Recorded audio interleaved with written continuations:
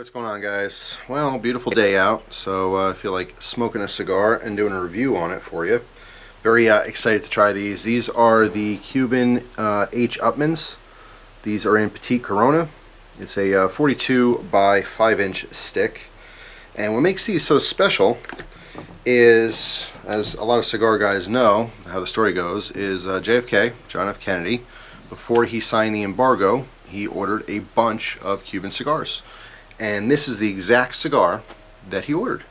So I'm very excited to try JFK's favorite cigar. Literally, this one is the Petite H.Upmann from Cuba. So let me open this box up here. I got a few in the humidor. There's a couple extra that didn't fit, so I kept them in the box. But that's what it looks like right here. Get a close up on that band.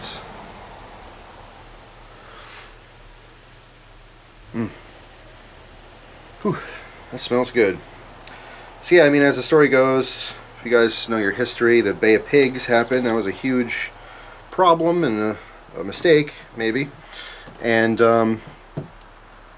obviously the relations with Cuba were really bad, and JFK knew that he'd be signing this embargo with them, but he loved his Cuban cigars. So he had some, I forget who it was, maybe Secretary of Defense. There's a whole video on this on YouTube you can find, but he had him, send him a message, say, look, I need Cubans, get as many as you possibly can. Next day, came back, how many did you get? About 1,200. And as the story goes, literally as he hears that he has 1,200 Cubans now stocked up and ready to go in his personal collection, he breaks out the papers and signs off on the embargo. Pretty interesting. So yeah, let's see what JFK enjoyed. So got the Perfecto here. A nice cut. And you guys didn't see this, but this is my table lighter I have out here. So we're gonna toast this guy up and see how it tastes. Very interested in trying this one.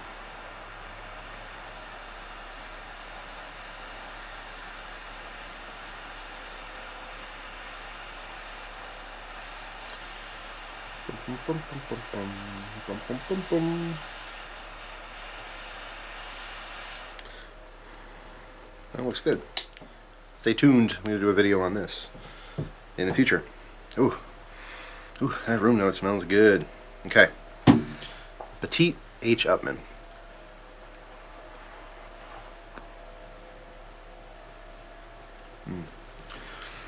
Wow. Okay, wow. First off, very light draw. It's not like overly packed. The other Cuban that I did a review on not too long ago, that was a much tighter draw. This one's very easy to puff on.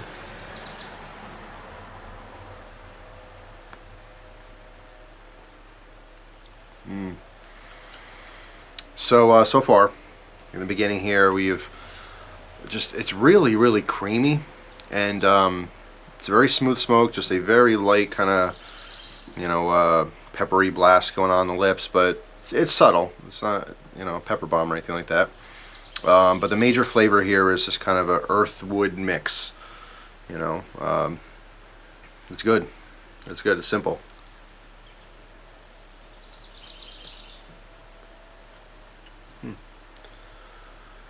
Alright, well, good stuff. I'm going to sit back and enjoy this for a little while. Of course, if anything changes, I'll let you know. I'll turn the camera back on if nothing changes and I start smoking half the cigar. But yeah, good start. But that's basically the gist. The very first impressions on this is creamy, smooth, wood, and earth. That's pretty much it, with a very slight pepper. So I'll be back.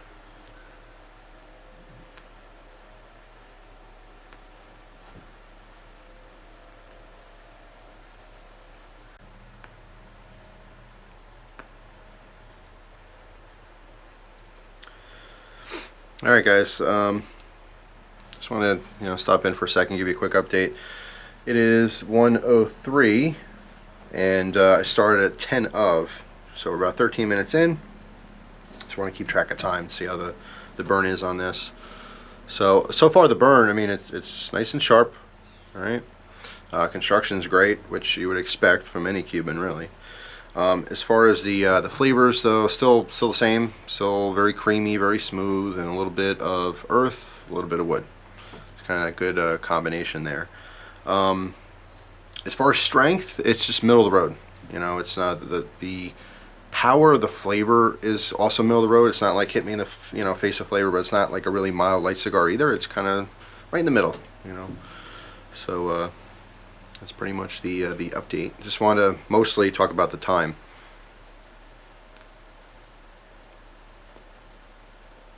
A lot of people want to know how long a cigar is going to last, so they can properly time that throughout their day. The biggest shame in smoking cigars is when you have to put one out early, prematurely, for whatever reason. People ask too, like, can I smoke for 5 minutes, put it out and come back later? Yeah, I wouldn't. You could do anything you want. You can shove it in your ear if you want. But it's not recommended, just because once you light a cigar and you start pulling smoke through it and stuff, the tar builds up, and if you let a cigar sit, it gets very bitter. And you will never get that same flavor. It's going to taste like an ashtray most of the time, even if it's a really great cigar. So it's not recommended. Usually enough time to sit and smoke the whole thing. If you do have to, for some reason, cut it short, once you obviously let it go out, naturally. Some people will take the open cigar cutters and they'll just cut off the edge and leave it there. But either way, whatever you do, make sure you blow through it completely, so any smoke that's trapped inside the leaves can be, pushed out. Because that sitting there is also going to taint the flavor. But like I said, it's not recommended. As far as price, also, a big consideration for a lot of people. Again, if you're in the U.S., you can't buy these right now. Maybe that'll change in the future. Probably not. I know Trump is very against, Cuba, so I don't foresee that changing anytime in the future. Yeah. The price on these outside the U.S. about $9 to $10 a stick. This is a box of 25. Obviously, the more you get, the cheaper it ends up being. So this box, most places would probably be between like $170 and $190. As opposed to $250 if you were buying them individually. They also sell them in 5-packs. So they're boxes of 25, 5-packs, singles. There might even be a box of 10. I'm not 100% sure on that, but regardless, if you're outside the U.S., these are very available. All kinds of places that sell Cubans, so it's not like a super rare cigar or anything. It's just, what the biggest novelty to me is the fact that it was JFK's favorite cigar, and that of all the Cuban all the cigars in the world that he could have chose, he literally chose this exact cigar. So sitting here and enjoying it, that's what I'm thinking of. I'm thinking of his position, being in the Oval Office, and I don't know, smoking in the Oval Office, but hey, sometimes you do whatever you want to do, right? You're president. But wherever he was smoking them. It's interesting to know that this is the exact flavor. It's a big, I don't know, it's a history novelty. I think it's very fascinating. My grandfather, he's long passed away now, but he was very much into history, and he would appreciate that. And even though he didn't smoke cigars, he would probably smoke this one just to, see, out of curiosity, to see what JFK was smoking. Pretty interesting stuff, though.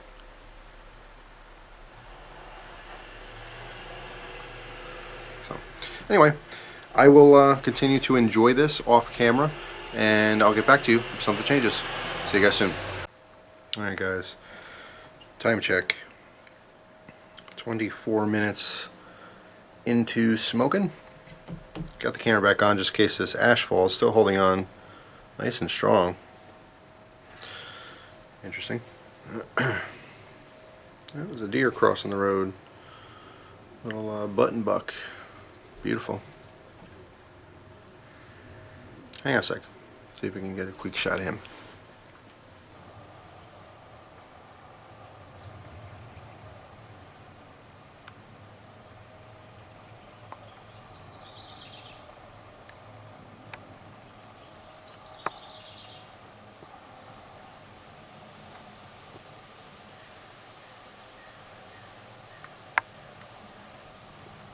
And we're back. Just thought that was beautiful. I always love seeing nature. But anyway, this ash is holding on like a champ. Good construction. But anyway. Leaving the camera on for a minute here because I have a feeling this is going to fall. But yeah, I feel very, very, very fortunate where I live, there's tons of animals, and like when I'm out here smoking a cigar, I just sit and watch them. Watch the birds, watch the squirrels, make sure the squirrels aren't coming too close to the house, as some of you may know. You know, occasionally you see the bear. That's very cool for me. I try to get it on camera, but sometimes a quick little glimpse, and by the time I grab the camera, they're too far or the shot's not good. I filmed black bear probably 3 or 4 times last year and just never upload the videos because it was through the screen porch and it didn't focus, and it's just kind of a crummy shot, so what's the point of showing that? But it's beautiful seeing them. All animals. I mean, everything from a chipmunk just watching it do its thing to a giant black bear just moseying on through the lawn. I love living in the woods. Just always have my whole life. So I thought I'd share that with anyone who doesn't normally see deer every day.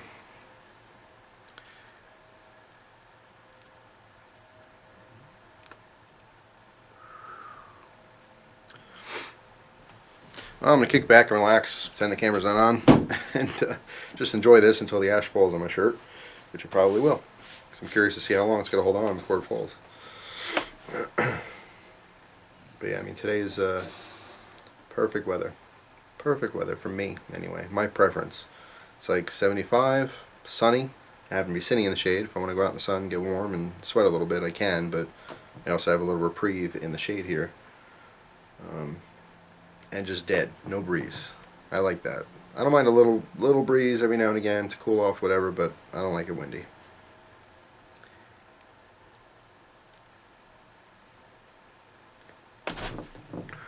I knew it. Okay. Well, I kind of expected that. But there you go. Let's see. Can I pick this ash up? I can. So there you go. And it's actually still hot. Okay. Alright, so ash held on for 29 minutes. There you go. Alright, I'm going to shut the camera back off, enjoy this for a while, and I'll get back to you probably when I get down to the band. Nothing's changed thus far as like flavor and strength and all that stuff. It's still the same. Well, I shouldn't say that. The creaminess is kind of dropping off a little bit. When I first started, it was like exceptionally creamy. It had really like kind of a cream flavor going on there. But that's kind of dying off. Just same thing. Just a little bit of wood, a little bit of earth, and just really smooth. But that's it. So yeah, I'll wait until I get down to the band or something, and I'll get back with you. See you soon. Alright guys, just a quick time check here. It is 1:36. So we are 46 minutes into this journey. Not quite at the band yet. But I want to turn the camera on for a second here and talk about the flavor, because it did change. I started this out and it was creamy, and it was woody, and it was earthy. Right now the cream is gone. It's not creamy at all anymore. It's still very smooth. It's kind of hard to differentiate between the two. Some people, you know, interchange those flavor experiences, you know, or flavor/experiences. Sometimes something's smooth, so people say it's creamy, and vice versa. Sometimes it actually tastes creamy, like cream. You know, there's a specific flavor there. But anyway, that's completely gone. But it is still smooth, but there's no more wood. The wood faded off a little while ago, last time I turned the camera off. So it's basically just a really smooth, kind of earthy flavor going on right now.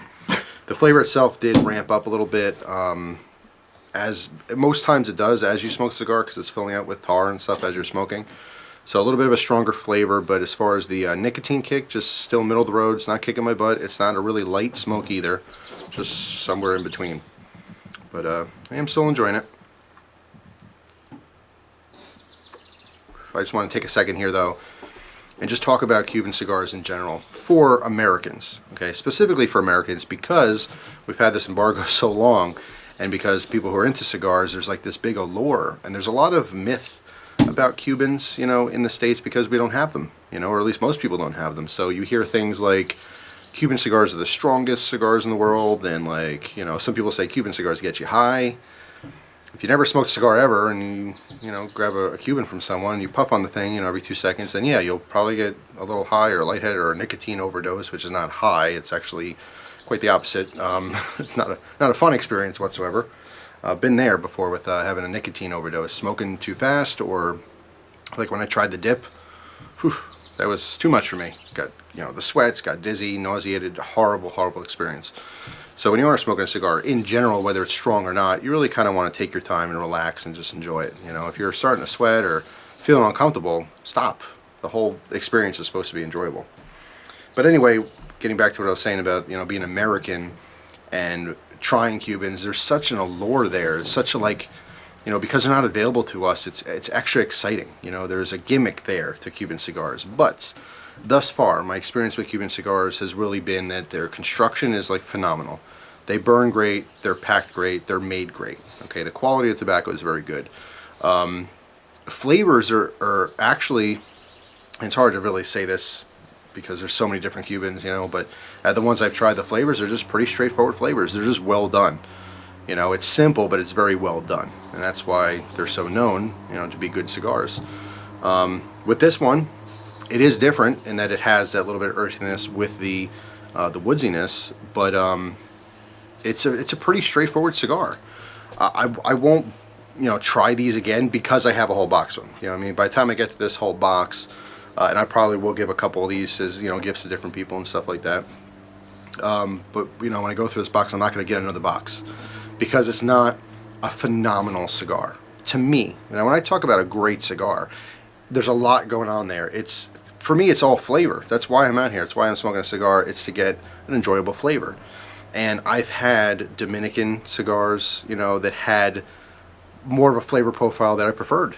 Some of the Padrones that I've had before, phenomenal flavor. The 1964 Padrones, just one of my favorite cigars still, and I like that cigar more than this one.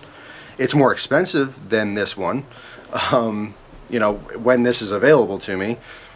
But just because it's not Cuban doesn't mean it's a bad cigar. And people, again, who don't have a lot of experience with different types of cigars, they're just always told in the general population, yeah, Cuban cigars are the best. They're among the best, if that makes sense. And I've said that before in the last videos too, is that these cigars, they're not blowing me away with these crazy intense flavors that aren't available to me otherwise. I've had better tasting cigars, but the experience is still there. Like this particular one, being the same exact cigar that JFK preferred and smoked, it's cool. There's a cool novelty there. Let me take another puff off this before I let it go out.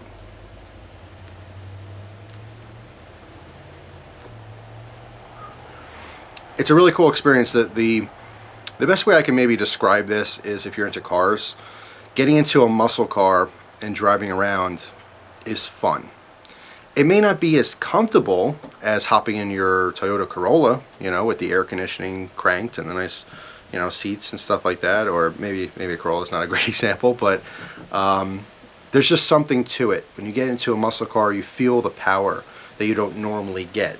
You have that rumble you don't normally get. That's what these cigars are kind of like.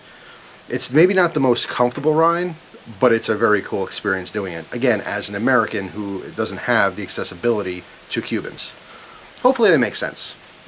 Part of the experience in smoking a cigar, obviously you have flavor, but there is an allure. Like people who are really into cigars, a lot of times you get stuck on certain names. Like, oh, I'm going to smoke a Padron. And even though you might not really like the cigar, you're thinking, oh, it's a Padron, it's a good cigar. So there is some mental aspect to it as well. Sitting there knowing that you're smoking a $20 cigar may be different to you than smoking a $2 cigar, even if the $2 cigar tastes better. Does that make sense? So there's something there, something to be said about that. That can go for pretty much every aspect of any hobby, really. Knives are no different. Cutting something with a $10 knife, if you successfully cut it because it's nice and sharp, yeah, it's cool. But cutting the exact same thing with a $100 knife for some reason feels better. I don't know why. There's obviously performance involved there, but if you had a $10 knife that was just as sharp as your $100 knife, they're both performing the same at that moment. There's some satisfaction you get out of using the better quality one, so I don't know. Maybe I'm just rambling.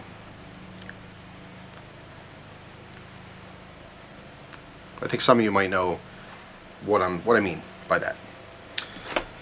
But anyway, so going to enjoy this for a little bit, and I'll get back to you when it is really down the bin. See you soon.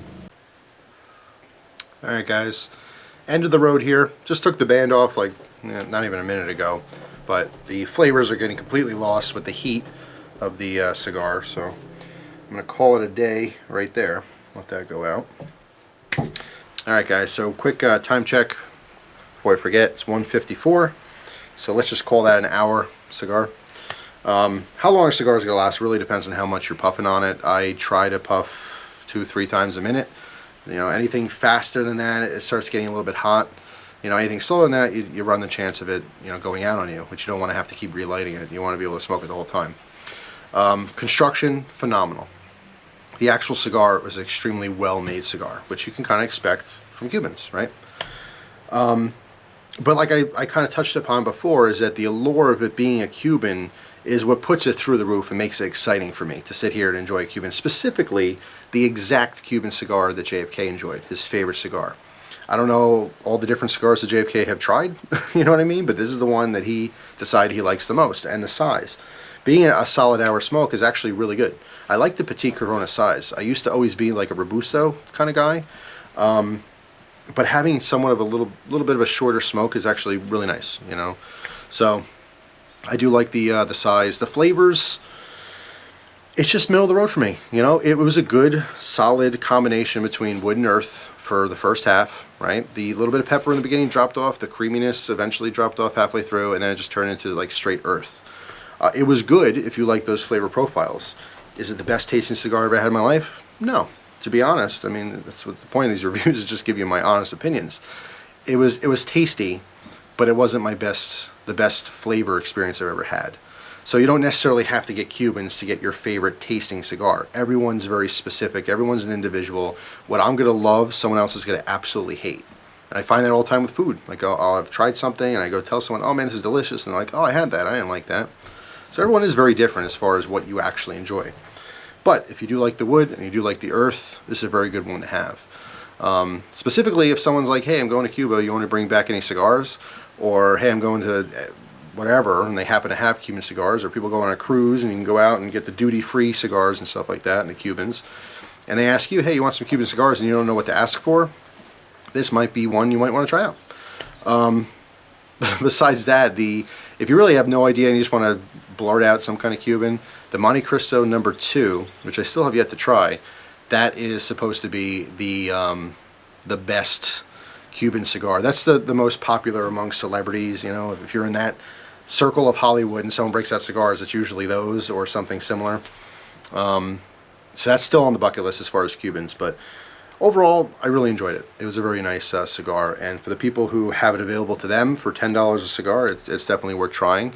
Like anything else, though, I mean, I would suggest getting a single before you get a box, but I certainly will enjoy the rest of these. And like I said before, probably give a couple out to some close friends and stuff. But yeah, pretty much sums it up. So thanks for watching. Hope you guys have a wonderful day. If you've had this cigar, let me know down below. If you've had other Cubans that I have not yet tried and you want to suggest them, post it down in the comments. But I'm here to tell you that if you are in the States and you really love cigars and you always want to have Cubans and stuff like that, you should eventually try them. But so far, like my top 10 favorite cigars ever, most of them aren't Cubans. It could just be because I haven't had as many Cubans as I had, you know, non-Cubans. But yeah, my experience thus far with the 3 different Cubans I've had, they've all been phenomenal cigars. But as far as flavor, they're just very straightforward. Again, trying to think of some kind of analogy for that. If you like cheeseburgers, it's a very well-crafted cheeseburger. But some of the other cigars I've had that were non-Cubans had the, you know, extra toppings. Does that make sense? Hopefully. So anyway, thanks for watching. Hope you guys have an amazing day, and I'll see you soon. All right, quick update before I go. I really was not feeling any of the nicotine until I stood up. And now that I stood up, I'm feeling a nicotine buzz, so maybe stronger than I thought. Just keep that in mind. All right, I'm going. Thanks for watching, guys. Take it easy.